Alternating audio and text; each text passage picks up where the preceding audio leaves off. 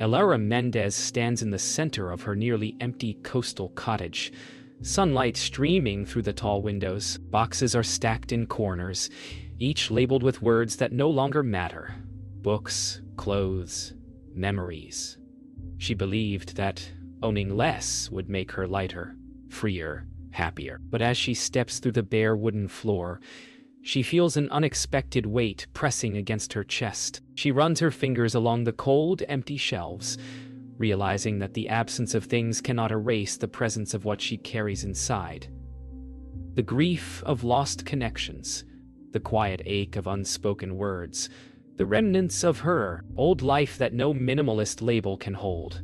The wind rattles the windows, as if reminding her that emptiness is not always relief. Elara opens the last remaining drawer in her kitchen, a simple wooden piece polished by years of hands. She finds nothing but a single photograph of her sister smiling, her arm around Elara at a family picnic years ago. A quiet pang hits her chest. She thought removing objects would erase memories, but the opposite is true. Objects are gone. Yet the weight of absence lingers. The cottage feels both lighter and unbearably hollow, a contradiction she hadn't anticipated. She steps outside, barefoot, onto the dew-kissed wooden deck. The ocean stretches beyond, gray and quiet. Elara breathes in the salt air, expecting freedom, clarity, relief. Instead, the horizon feels distant, indifferent. Her minimalist dream is a fragile promise. The emptiness she sought surrounds her, but it cannot fill the internal void. She realizes simplicity does not erase life's complexities. Inside, Elara attempts to journal her feelings. Her pen hovers over crisp, blank pages. She writes, "I thought less would mean more," then pauses, realizing she can't capture the heaviness inside with words. The cottage, stripped of possessions, mirrors the stripped layers of her heart. Every empty shelf, every bare floorboard reflects the unspoken grief, the memories she cannot declutter. As dusk approaches, Elara lights a single candle in the empty living room. Its flame flickers across bare walls, casting long shadows. She realizes that minimalism isn't inherently freeing. It's neutral. The real freedom comes from acknowledging what she carries: memories, regrets, love, loss. Owning less has revealed the weight she cannot see, but must confront. In the quiet glow, she feels the first stirrings of acceptance. Days stretch slowly in the cottage. Elara rises with the dawn, tea in hand, staring out the window as if clarity might appear in the fog over the sea. She meticulously cleans the kitchen, organizes the few remaining items, and journals again. The silence is heavy, unrelenting, almost loud. Each tick of the old wall clock echoes through the empty space. Minimalism promised relief, but the emptiness is disorienting, reminding her that simplicity cannot quiet the heart if the heart itself is still cluttered. A knock at the door startles her. Outside stands Jonah Patel, 40, male, deep tan skin, short black beard, wearing a faded denim shirt and rolled sleeves. He carries a toolbox. A neighbor, or perhaps something more. He is here to repair a small crack in her doorframe, yet he brings with him an unexpected warmth. Their eyes meet, brief but knowing, and the quiet of the cottage is interrupted subtly by human presence. Jonah kneels beside the cracked frame, measuring and inspecting with careful hands. Elara watches, noting the contrast between his deliberate movements and her own restless pacing. He hums a quiet tune while working, unbothered by silence. She realizes that while she has stripped her life of things, she cannot strip it of herself. Jonah's calmness is a mirror. Control and attention can create order, but it cannot erase what exists inside. Later, Elara attempts to journal again, but her words feel hollow. Jonah hums softly in the background as he repairs. A small, almost imperceptible rhythm, that fills the room. The silence is no longer absolute. It carries life within it. She realizes that minimalism does not eliminate noise. It simply exposes the underlying sound of what truly matters: connection, attention, presence. As dusk settles, Jonah packs his tools to leave. He glances at Ilara with a subtle smile, a quiet acknowledgement of shared space and time. She stands in the doorway, feeling both gratitude and a strange unease. The cottage, still mostly empty, now feels touched by life. A reminder that silence is not emptiness, and that people, like objects, carry stories, warmth, and weight that cannot be discarded. Ilara opens an old drawer she had left untouched, tucked beneath her modest writing desk. Among mundane papers, she finds a yellowed envelope addressed in her late sister's familiar handwriting. Her fingers tremble as she lifts it. The paper smells faintly of lavender and thyme.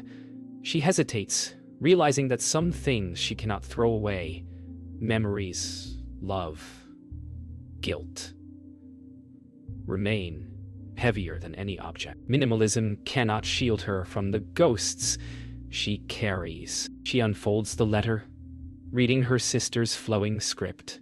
Each word carries warmth, admonishment, love, and sorrow. The memories she thought were erased by discarding objects rise vividly: laughter at family dinners, whispered secrets late at night, moments lost to time. She realizes that emptiness of space only amplifies the fullness of memory. The heart, she understands, cannot be decluttered. Ilara sits back on the floor, the letter resting on her lap. The cottage seems to sigh around her, the empty shelves echoing memories that cannot be erased. Minimalism has brought order to her possessions, but her emotions are untamed, wild. She touches the edge of the envelope, the paper crinkling softly under her fingers, a tactile connection to what she thought she could leave behind. Later, she places the letter on the small wooden desk and gazes out the window. The ocean stretches endlessly, indifferent to human grief, yet somehow comforting. Ilara realizes that minimalism is not a cure. It is a mirror. It reflects the unresolved weight she carries: the love, the regrets, the moments that cannot be simplified or sold. She feels the first stirrings of acceptance. To live with grief is not weakness, but acknowledgement. That evening, the wind rattles the windows as she sits cross-legged on the floor with the letter. She reads passages aloud, voice trembling but clear. The cottage, still mostly empty, is filled with a warmth she had not anticipated: the presence of memory, grief, and love. Minimalism has revealed the truth. The real weight she carries is not physical, but emotional. And finally, for the first time, she allows herself to feel it fully. Sophia, Ilara's 9-year-old niece, bursts into the cottage, her curls bouncing and eyes wide with curiosity. She drags a small backpack across the bare wooden floor, filling the empty space with movement and sound. Ilara smiles but feels a flicker of tension. The child's energy illuminates the stillness she had cultivated. In Sophia's boundless presence, Ilara recognizes a mirror of her own suppressed emotions: joy, grief, longing, and fear. Minimalism had cleared space for possessions, but not for life itself. Sophia climbs onto the couch and looks around, pointing at empty shelves and bare walls. "Why is it so empty here, Aunt Ilara?" she asks innocently. Ilara hesitates, realizing she has no simple answer. The silence of the cottage, which once seemed calming, now feels exposed, almost stark. Sophia's question pierces through the minimalist illusion, revealing the emotional clutter she has not addressed. Ilara kneels to Sophia's level, trying to explain. "I wanted things to be simple, to feel lighter." Sophia tilts her head, eyes wide. "But you look sad, not light," she observes bluntly. Her words, honest and unfiltered, echo in Ilara's mind. The child's innocence exposes the truth. simplicity cannot mask grief or loneliness. She realizes that clarity is not just the absence of things, but the presence of emotional honesty. Sophia wanders through the cottage, picking up a small candle Ilara had lit earlier. "Why do you keep this on the floor?" she asks. Ilara smiles faintly, realizing that Sophia is not just observing. She's teaching. The child's perspective, unburdened by fear or expectation, highlights the emotional gaps Ilara had tried to hide behind minimalism. She feels the first stirrings of acceptance that life cannot be simplified without confronting the heart. Or as dusk falls, Ilara and Sophia sit side by side on the floor, candlelight casting gentle shadows. Sophia leans her head against Ilara's arm, content yet curious. In that quiet moment, Ilara realizes that minimalism is not an escape from emotions, but a lens that reveals them.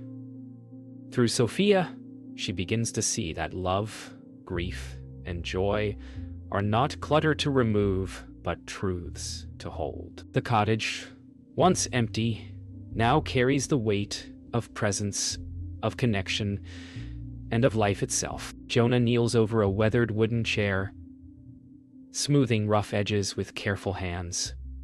Ilara watches, seated on the floor nearby, notebook closed at her side. His movements are deliberate, patient, and precise. She realizes that objects, like emotions, do not vanish if ignored.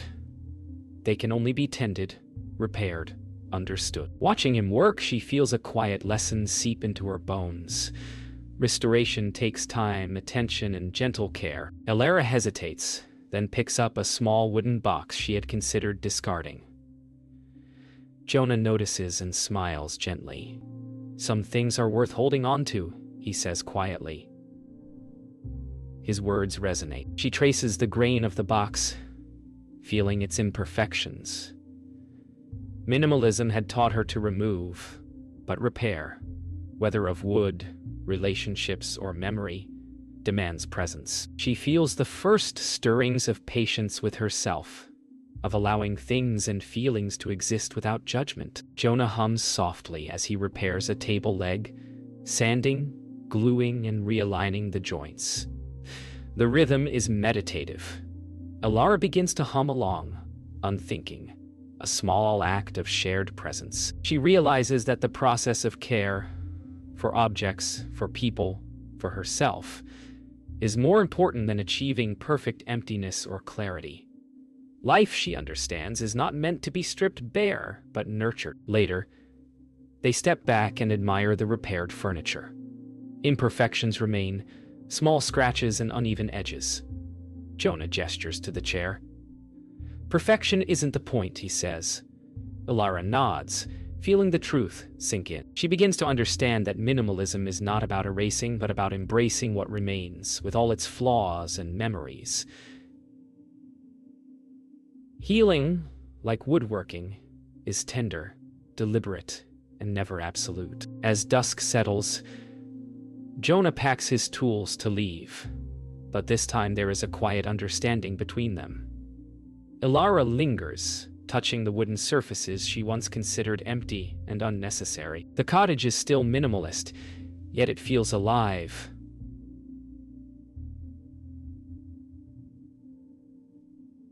Filled with care, effort, and human presence. Minimalism has not erased the weight she carries.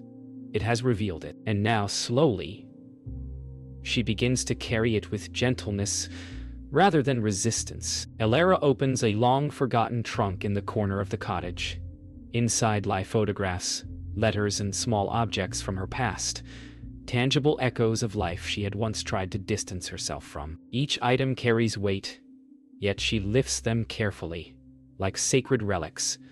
She realizes that minimalism had cleared space, but now it is time to fill it again with intention, not avoidance. She begins to understand that the true freedom lies in acknowledgement, not emptiness. She spreads the contents across the floor, arranging each photograph and letter with care.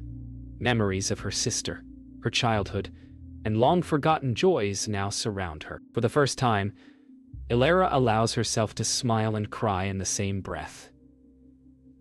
The cottage, once a canvas of emptiness, transforms into a gallery of intentional remembrance, where each object holds a story rather than clutter. Jonah stops by with his toolbox, noticing the transformation. He kneels beside a small photo and smiles.